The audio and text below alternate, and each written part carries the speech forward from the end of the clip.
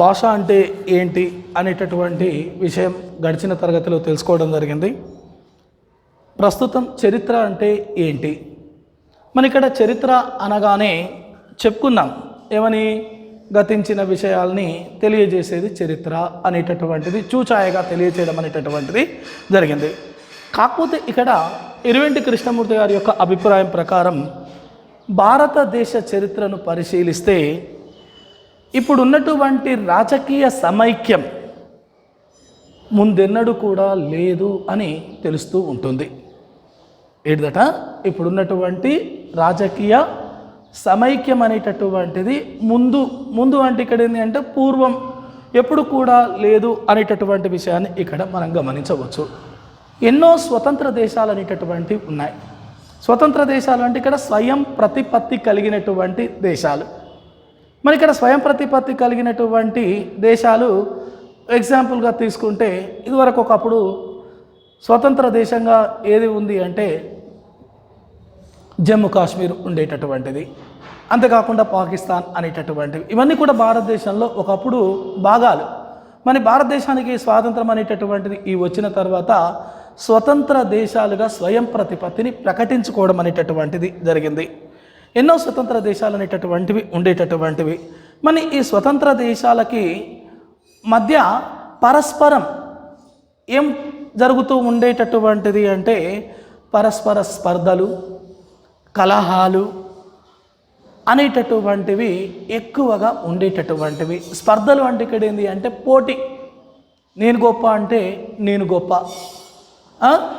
మా దేశం గొప్పది అంటే మా దేశం గొప్పది, మా దేశం అందులో గొప్ప అంటే మా దేశం దీంట్లో గొప్ప, మేము అసాధించాము అంటే మేము ఇది సాధించాం అనేటటువంటి పోటీ తత్వాలు అనేటటువంటి ఎక్కువగా ఇరు దేశాల మధ్య కనబడుతూ ఉండేటటువంటివి.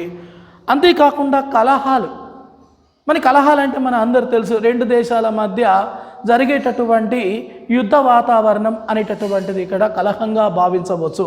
ఇద్దరి మధ్య ఎప్పుడు చూసినా గొడవలు అనేటటువంటి దానిగా తెలియచేయవచ్చు. మరి కలహాలు అనేటటువంటి ఉండేవి. కానీ భారతదేశంలో ఉండేటటువంటి ఒక సంస్కృతికి మన భారతీయుల అందరినీ కూడా ఒకటిగా ఉంచింది. మన భారతదేశంలో ఉండేటటువంటి వారందరం కూడా మేము భారతీయులం అనేటటువంటి విధానాన్ని చెప్పుకుంటున్నాము అంటే దానికి ప్రధానమైనటువంటి కారణం ఏంటిది అంటే ఇక్కడ సంస్కృతి అనేటటువంటిది ప్రధానమైనటువంటి కారణంగా తెలియచేయవచ్చు. ఒకటిగా ఉంచినటువంటిది అనగానే భారతదేశం అనగానే విభిన్న భాషలకి, విభిన్న మతాలకి, విభిన్న జాతులకి నిలయంగా ఉన్నటువంటి దేశం ఏది అంటే భారతదేశం. అటువంటి భారతదేశంలో అందరూ సమైక్యంగా ఉన్నారు అంటే దానికి ప్రధానమైనటువంటిది ఏంటి అంటే భారతదేశంలో ఉన్నటువంటి సంస్కృతియే అని మనం తెలియచేయవచ్చు. మరి సాంస్కృతికంగా భారతీయులు అందరూ కూడా తమది భరతవర్షమని నమ్మడం అనేటటువంటి జరిగింది.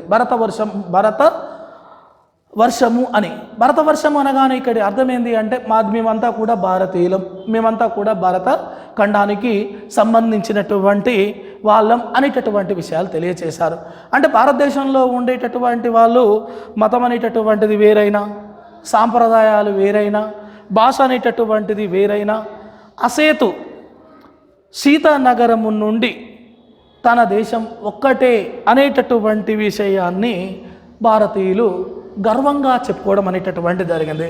అంటే తల భాగము నుంచి క్రింది భాగం వరకు, అంటే ఎక్కడి నుంచి మనం ఆలోచించి చూస్తూ ఉంటే సముద్రము నుండి మొదలు పెడితే, లేకపోతే హిమాలయ పర్వతం నుంచి మొదలు పెడితే సముద్రము వరకు, ఎక్కడి వరకు సముద్రము వరకు కూడా ఒకే దేశం అనేటటువంటి విషయాన్ని ప్రస్ఫుటంగా తెలియచేశారు.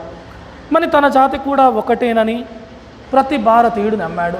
మీ జాతి ఏది అంటే ఏమని చెప్పుకుంటాం, నేషనాలిటీ అంటే ఇక్కడ జాతీయత, జాతి అనగానే ఐఎమ్ అన్ ఇండియన్, నేను భారతీయుణ్ణి అని గర్వంగా ఏ మతం వారైనా, ఏ జాతి వారైనా, ఏ భాష వారైనా ఏం చెప్పుకుంటారు అంటే మాది ఏ జాతి అంటే భారత జాతి అనేటటువంటి విషయాన్ని ప్రస్ఫుటంగా తెలియచేయడం అనేటటువంటిది జరుగుతూ ఉంటుంది. భారతదేశంలో పుట్టినటువంటి ప్రతి ఒక్కడు మనది, నేను భారతీయుణ్ణి అని గర్వంగా చెప్పుకోవడం అనేటటువంటి జరిగింది. మరి కాబట్టి కనుకని నిన్న మొన్నటి రోజుల్లో స్వాతంత్ర సమరం మహోద్ధృతంగా సాగిన రోజుల్లో భారతీయులకి ఉత్సాహాన్ని కలిగించిన అంశాలలో పూరా వైభవ సంస్కరణం ఒకటి, రామరాజ స్పృహ, అశోకుని ధర్మ పరిపాలనా స్ఫూర్తి, బౌద్ధుల త్యాగ నిరతి, శంకర్ భగవత్పాదుల అద్వైత సిద్ధాంత ప్రాచుర్యం, దయానందుల వేద సంస్కృతి ప్రసరణం, ఆంధ్ర, మహారాష్ట్ర, వంగ, తమిళ, కన్నడ, హిందీ, గుజరాతీ సంస్కృతాది భాషలలో వందల వేల సంవత్సరాల తరబడి లక్షితంగా వెలువడిన సాహిత్య సంపద ఇత్యాది అంశాలు ఎన్నో భారతీయులను సముదీప్తులను చేసినవి. మన భారతీయులందరినీ కూడా ఏకం చేసినటువంటి, లేదా భారతీయులందరికీ కూడా పేరు ప్రఖ్యాతలు తెచ్చిపెట్టబడినటువంటివి. మన భారతీయులందరూ కూడా ఈ విధమైనటువంటి వెలుగొందడానికి ప్రధానమైనటువంటి అంశాలు ఇవన్నీ కూడా. మన అందులో భాగంగా ఏమని తెలియచేశాడు? మొన్నటి రోజుల్లో అన్నాడు. అంటే ఇక్కడ మొన్నటి రోజుల్లో అంటే స్వాతంత్ర సముపార్జనకు ముందు, అంటే భారతదేశానికి స్వాతంత్రం అనేటటువంటిది రాకపూర్వం, అంటే 1947కి ముందు భారతదేశంలో స్వాతంత్ర సమరం అనేటటువంటిది ఉధృతంగా కొనసాగింది. మరి ఉధృతంగా కొనసాగినటువంటి సమయంలో భారతదేశంలో ఉండేటటువంటి ప్రజల అందరినీ కూడా ఏకం చేసినటువంటి అంశాలు ఏవి అంటే రామరాజ స్పృహ కావచ్చు, శంకర్ భగవత్పాదుల అద్వైత సిద్ధాంతం కావచ్చు, అశోకుని ధర్మ పరిపాలన సూక్తి కావచ్చు, బౌద్ధుల త్యాగ నిరతి కావచ్చు, మరి అంతేకాకుండా పూర్వ వైభవ సంస్కరణం ఒకటి కావచ్చు. ఇవన్నీ కూడా ఏకం చేసినటువంటి అంశాలుగా తెలియచేయవచ్చు. ఇవన్నీ కూడా ఏకమనేటటువంటి చేసి భారతదేశానికి స్వాతంత్రం అనేటటువంటి తీసుకొచ్చినటువంటి అంశాల అన్నిటిని కూడా మనం చరిత్రలో గమనించమనేటటువంటి జరుగుతూ ఉంటుంది. అంటే భారతదేశానికి స్వాతంత్రం అనేటటువంటిది వచ్చిన తర్వాత కూడా మన భారతీయులు అయినటువంటి వారందరూ కూడా సాహిత్యంలో కావచ్చు, సంగీతంలో కావచ్చు, నృత్యంలో కావచ్చు, మన ఇలాంటి కళా సాంప్రదాయాల అన్నిటినీ కూడా పరిరక్షించడంలోనే కాకుండా ప్రపంచానికి ఒకనాడు తాము చెప్పినటువంటి శాంతి, హింస, సామరస్య సిద్ధాంతాలను తమ రాజ్యాంగంలో కూడా పొందుపరచడం అనేటటువంటి జరిగింది. మన రాజ్యాంగంలో మనం అనేకమైనటువంటి అంశాలు అనేటటువంటి గమనిస్తాం. ఎక్కువగా సిఈసి విద్యార్థులు ఉన్నారు కాబట్టి ఈ విషయాలన్నీ కూడా మీ అందరికీ బాగుగా తెలిసే ఉంటాయి. మరి వీటన్నిటిని కూడా మనం ఏం చేసామంటే రాజ్యాంగంలో పొందుపరిచాం. ఏంటి పొందుపరిచినటువంటి అంశాలు అంటే శాంతి అనేటటువంటిది, హింస అనేటటువంటివి, తర్వాత సామరస్య సిద్ధాంతాలు అనేటటువంటివన్నీ కూడా మనకు రాజ్యాంగంలో పొందుపరచడం అనేటటువంటి జరిగింది. అంతేకాకుండా తమ వైదేశిక నీతికి మార్గదర్శక సూత్రాలుగా మలుచుకున్నారు. మరి ఇక్కడ వైదేశిక నీతికి అంటే విదేశాంగ నీతికి మనం వీటన్నిటిని కూడా ఏం చేసామంటే మార్గదర్శకంగా ఒక గైడ్లైన్స్గా కూడా ఎవరు తీసుకున్నారో తీసుకోవడం అనేటటువంటిది జరిగింది. తర్వాత వచ్చేసి మన ఇక్కడ భాషకి, సంస్కృతికి అవినాభావ సంబంధం అనేటటువంటిది ఉంది. అవినాభావ సంబంధం అంటే ఇక్కడ ఏంది? దగ్గరి సంబంధం అనేటటువంటిది ఉంది. మరి ఇక్కడ భాష అనేటటువంటిది నిర్మాణానికి ఈ భాష ఉందే, ఈ భాషా నిర్మాణానికి అంటే వాగార్థ ప్రతిపత్తి అంటే ఇక్కడ ఏంది? శబ్దార్థాలకి, పదబంధాల ఏర్పాటుకి, సామెతలకి, జాతీయాలకి, ఇతివృత్తాలకి, అలంకారాలకి, మన జాతీయ జీవన సరళికి అంటే సంస్కృతి అనేటటువంటిది ఏమవుతూ ఉంటుంది అంటే ఆధారం అవుతూ ఉంటుంది. మన సంస్కృతికి ఆధారభూతమయ్యేటటువంటి అంశాలు ఏంటి అంటే ఇక్కడ పదబంధాలు, తర్వాత వచ్చేసి సామెతలు, జాతీయాలు, ఇతివృత్తాలు, అలంకారాలకు జాతీయ జీవన సరళి అంటే సంస్కృతి అనేటటువంటిది ఆధారభూతం అనేటటువంటిది అవుతూ ఉంటుంది. మన తెలుగు భాష అనేటటువంటిది ఏ భాషా కుటుంబానికి చెందినది అంటే ద్రవిడ భాషా కుటుంబానికి చెందింది.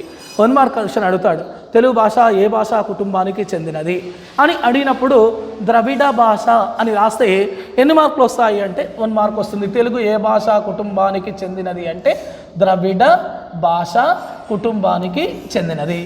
ఎన్ని మార్కుల ప్రశ్న? 1 మార్క్ ప్రశ్న. మనకు ఎన్నో బిట్లో ఉంటుంది అంటే 10వ బిట్లో ఉంటుంది.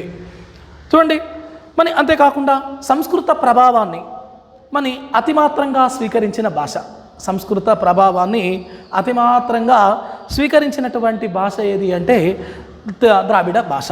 మన సంస్కృతంలో లేని ఛందస్సులు ఎక్కడ కనబడతాయి అంటే తెలుగులో కనబడుతూ ఉంటాయి.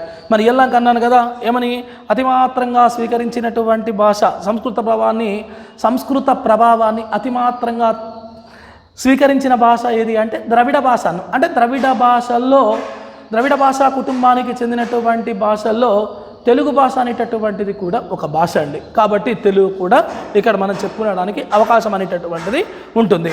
అంటే సంస్కృతంలో లేని ఛందస్సులు ఎందులో ఉంటాయి అంటే మనకి తెలుగు భాషలో ఉంటాయి. ఛందస్సు అంటే మన అందరికీ తెలుసు, అంటే పద్యం అనేటటువంటిది ఏ క్రమంలో రాయాలి అని చెప్పబడేటటువంటి అంశాన్ని ఇక్కడ మనం ఏమంటాము అంటే ఛందస్సు అని అంటూ ఉంటాం. మన తెలుగులో ఉన్నాయి.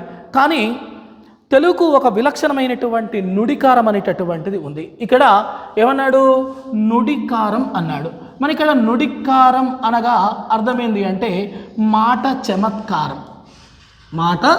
చమత్కారాన్ని ఇక్కడ మనం ఏమంటాము అంటే నుడికారం అని అంటూ ఉంటాం. అంటే ఎక్కడ కనబడుతూ ఉంటుంది, తెలుగులో విలక్షణమైనటువంటి ఒక నుడికారం ఉంటుంది. నుడికారం అంటే మాట చమత్కారం అనేటటువంటిది ఉంటుంది. మనం ఏది మాట్లాడినా కానీ దాంట్లో ఏం కనబడుతూ ఉంటుంది అంటే ఏం కనబడుతూ ఉంటుందంటే చమత్కారం అనేటటువంటిది కనబడుతూ ఉంటుంది. మన తెలుగుల జీవితాల్లోని వైలక్షణ్యం అనేటటువంటిది కూడా ఉంది అనేటటువంటి విషయాన్ని ఇక్కడ రచయిత తెలియచేయడం ఇక్కడ చెప్పుకోదగినటువంటి విషయం. అంతేకాకుండా తెలుగు కళల్ని సాహిత్యాన్ని అధ్యయనం చేస్తే తెలుగు వాళ్ళ చరిత్ర త్రివేణి సంగమంలో సరస్వతీ నదిలాగా గుప్త వాహినిగా మనకి సాక్షాత్కరిస్తూ ఉంటుంది. తెలుగు కళల్ని కావచ్చు, తెలుగు సాహిత్యాన్ని కావచ్చు, మనం ఏం చేస్తే చదివాము అనుకోండి, ఎవరి యొక్క చరిత్ర, మన తెలుగు వాళ్ళ యొక్క చరిత్ర ఏ విధమైనటువంటి విధంగా ఉంటుంది అట, త్రివేణి సంగమంలాగా. త్రివేణి సంగమం అంటే ఏంటి అంటే 3 నదులు కలిసేటటువంటి చోటు. గంగా, యమున, సరస్వతి, ఈ 3 నదుల యొక్క సంగమంలాగా గుప్త వాహినిలాగా ఏది సాక్షాత్కరిస్తూ ఉంటుంది అంటే మన యొక్క చరిత్ర అనేటటువంటిది. ఎవరి యొక్క చరిత్ర అంటే తెలుగు వాళ్ళ యొక్క చరిత్ర అనేటటువంటిది మన కళ్ళ ముందు కనబడుతూ ఉంటుంది. మన భాష అనేటటువంటిది సంస్కృతుల వికాసాన్ని నమోదు చేసేటటువంటిదే చరిత్ర.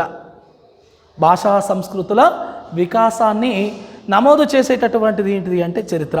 మన చరిత్ర అనగానే కేవలం గతం కాదు. గతం అంటే జరిగినటువంటి విషయాల్ని చెప్పేటటువంటిది చరిత్ర అనేటటువంటిది కాదు అని ఇక్కడ ఎవరి యొక్క అభిప్రాయం అంటే రచయిత యొక్క అభిప్రాయం.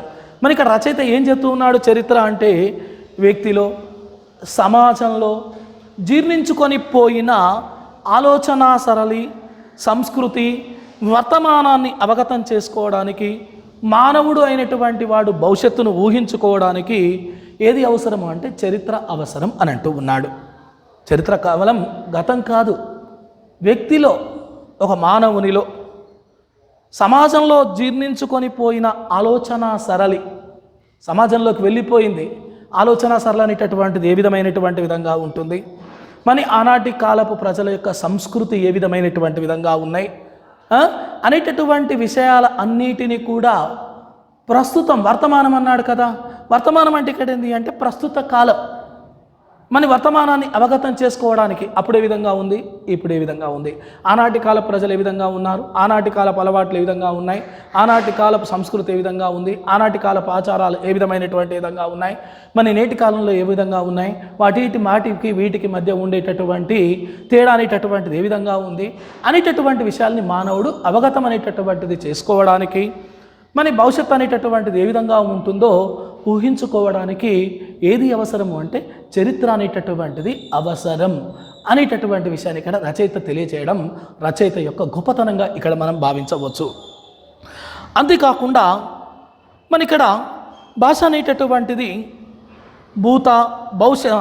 చరిత్ర అనేటటువంటిది భూత భవిష్యత్ వర్తమానాల మధ్య మానవుడు పొందే అనుభూతులే చరిత్రకు సామాగ్రిని చేకూరుస్తూ ఉంటాయి. భూత భవిష్యత్తు వర్తమాన కాలాల మధ్య మానవుడు పొందినటువంటి అనుభూతులు దేనికి, చరిత్రకు కావాల్సినటువంటి సామాగ్రిని సమకూరుస్తూ ఉంటాయి. మన విద్యార్థులకు చరిత్ర చెబుతున్నప్పుడు ఈ అంశాన్ని జ్ఞప్తిలో ఉంచుకోవాల్సిన అవసరం ఎంతైనా ఉంది. మనం విద్యార్థులకు చరిత్ర గురించి చెప్తున్నాం కదా, మన చరిత్ర గురించి చెప్పేటటువంటి తరుణంలో ఏ చరిత్రకారుడైనా సరే, ఏ అధ్యాపకుడైనా సరే మన ఏ అంశం అనేటటువంటిది గుర్తుంచుకోవాలి అంటే మన విద్యార్థికి భూత భవిష్యత్తు వర్తమానాల మధ్య మానవుడు పొందినటువంటి అనుభూతులే చరిత్ర అనేటటువంటి విషయాన్ని ప్రతి ఒక్కరూ గుర్తుంచుకొని విద్యార్థులకు బోధించేటప్పుడు చెప్పాల్సినటువంటి ఆవశ్యకత ఎంతైనా ఉంది అనేటటువంటి విషయాన్ని ఇక్కడ ప్రతి ఒక్కరూ గుర్తుంచుకోవాలి. మరి ఇక్కడ చరిత్ర అనేటటువంటి దాన్ని గతంగా కాక ఏ విధంగా చెప్పాలి విద్యార్థులకు అంటే ఒక అనుభవంగా బోధించడం, ఒక అనుభవపూర్వకంగా దాన్ని మనం అనుభవించిన దాన్ని ఏమనుభవించాం అనేటటువంటి దాన్ని కళ్ళ ముందు విద్యార్థులకు తెలియచేయడం. మరి ఆ విధమైనటువంటి విధంగా విద్యార్థులకి కళ్ళ ముందు అవగతమయ్యేటటువంటి విధంగా తెలియచేస్తే విద్యార్థుల్లో కూడా మార్పు అనేటటువంటిది రావచ్చు. ఏంది పరిస్థితులు అనేటటువంటి ఏ విధమైనటువంటి విధంగా ఉన్నాయి, మరి ఎప్పుడు భూతకాలంలో ఏ విధమైనటువంటి విధంగా ఉంది, చరిత్ర అంటే అప్పుడు ఏ విధంగా ఉన్నాయి, ఆనాటి కాల సంస్కృతులు ఏంది, ఆనాటి కాలపు సాంప్రదాయాలు ఏంది, ఆనాటి కాలపు నుడికారాలు ఏ విధమైనటువంటి విధంగా ఉన్నాయి, ఏ విధమైనటువంటి విధంగా మాట్లాడారు అనేటటువంటి విషయం అనేటటువంటిది విద్యార్థి అర్థం చేసుకోవడానికి అవకాశం అనేటటువంటిది ఉంటూ ఉంటుంది.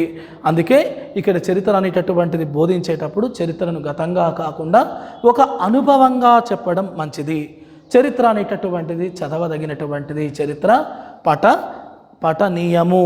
చరిత్ర దేశభక్తి ప్రేరకం. చరిత్ర ఏం చేస్తూ ఉంటుంది, దేశభక్తికి ప్రేరేపించేటటువంటి విధంగా చేస్తూ ఉంటుంది. ఉదాహరణకి ఏం చెప్పవచ్చు ఇక్కడ ఉదాహరణగానే ఆనాటి కాలపు స్వాతంత్ర సముపార్జనని ఇక్కడ మనం ఉదాహరణగా తీసుకోవడానికి అవకాశం ఉంటుంది. మరి అలాంటి ఉద్యమాలు అనేటటువంటి జరిగినప్పుడు తన వంతు బాధ్యతగా విద్యార్థి కూడా అలాంటి ఉద్యమాల్లో పాల్గొనడానికి అవకాశం అనేటటువంటిది కలుగుతూ ఉంటుంది అనేటటువంటి విషయాన్ని విద్యార్థులకు అవగతమయ్యేటటువంటి విధంగా చెప్పడం. మరి అలాంటి అంశాలు చెప్పాలి అంటే ఒక సుభాష్ చంద్రబోస్ గురించి తెలియచేయడం, భగత్ సింగ్ గురించి కూడా తెలియచేయడం. భగత్ సింగ్ గురించి ప్రత్యేకంగా సెకండ్ ఇయర్ విద్యార్థులకు చెప్పాల్సిన అవసరం లేదు. ఎప్పుడు అంటే మనం మొదటి సంవత్సరంలో ఆనంద్కి రాసినటువంటి లేఖలో మనం క్షుణ్ణంగా చదవడం చెప్పడం అనేటటువంటి జరిగింది. విద్యార్థులు చదవడం కూడా గమనించిన తగినటువంటి విషయంగా మనం భావించవచ్చు. అంతేకాకుండా మన చరిత్ర అనేటటువంటిది వ్యక్తిత్వ నిర్మాణ సాధనం. చరిత్ర అనేటటువంటిది ఏ విధమైనటువంటిది అంటే వ్యక్తిత్వ నిర్మాణానికి సాధనమైనటువంటిది ఏది అంటే చరిత్ర అనేటటువంటి విషయాన్ని తెలియచేయవచ్చు. అంటే వ్యక్తిత్వ నిర్మాణం అంటే ఇక్కడ పూర్వకాలంలో ఎవరు ఏ విధమైనటువంటి విధంగా ఉన్నారు, ఏ విధమైనటువంటి విధంగా ప్రవర్తించారు, వాళ్ళ యొక్క ప్రవర్తన తీరు అనేటటువంటిది ఏ విధమైనటువంటి విధంగా ఉంది, వాళ్ళ యొక్క ఆలోచన తీరు అనేటటువంటిది ఏ విధంగా ఉంది, వాళ్ళ యొక్క ఆలోచన తీరును బట్టి వాళ్ళు ఏ విధమైనటువంటి విధంగా ముందుకెళ్ళారు, ఏ విధమైనటువంటి పేరు ప్రఖ్యాతలు తెచ్చుకున్నారు, వారి యొక్క వ్యక్తిత్వం అనేటటువంటిది ఏ విధమైనటువంటి దాని అనేటటువంటి అంశాన్ని ప్రతి ఒక్క విద్యార్థి ఆదర్శంగా తీసుకొని ముందుకు వెళ్ళగలగడానికి ఉపయోగపడేటటువంటిది ఏంటి అంటే చరిత్ర. చరిత్ర అంటే గతంగా కాకుండా ఒక అనుభవంగా ప్రతి ఒక్క విద్యార్థికి ఉపాధ్యాయుడు తెలియచేయాల్సినటువంటి అవసరం అనేటటువంటిది ఉంది అని ఇక్కడ ఎవరి యొక్క అభిప్రాయం అంటే మన యొక్క పాఠ్యాంశమైనటువంటి భాష, చరిత్ర, సంస్కృతి రాసినటువంటి రచయిత అయినటువంటి ఇరివెంటి కృష్ణమూర్తి అభిప్రాయం ఇక్కడ అందరూ ఏకీభవించ అవసరం అనేటటువంటిది ఎంతైనా ఉంది అనేటటువంటి విషయాన్ని ప్రతి ఒక్క విద్యార్థి గమనించాలి. దీనితో మనకి గద్య భాగంలో మొదటి పాఠ్యాంశమైనటువంటి భాష, చరిత్ర, సంస్కృతి అనేటటువంటి పాఠ్యాంశం అనేటటువంటిది పూర్తి కావడం అనేటటువంటిది జరిగింది. వచ్చేటటువంటి తరగతిలో ఇందులో ఉండేటటువంటి ప్రధానమైనటువంటి ప్రశ్నలకు సంబంధించిన సమాధానాలు అనేటటువంటి తెలియచేయడం జరుగుతూ ఉంటుంది. కాబట్టి ప్రతి ఒక్క విద్యార్థి కూడా ఈ యూట్యూబ్లో వచ్చేటటువంటి ఆల్ఫా ఆన్లైన్ ఎడ్యుకేషన్ సంబంధించినటువంటి ఈ తెలుగు పాఠ్యాంశాల అన్నిటిని కూడా ఒకటి తర్వాత ఒకటి శ్రద్ధగా వినాలి అని ఈ సందర్భంగా కోరడం అనేటటువంటి జరుగుతుంది.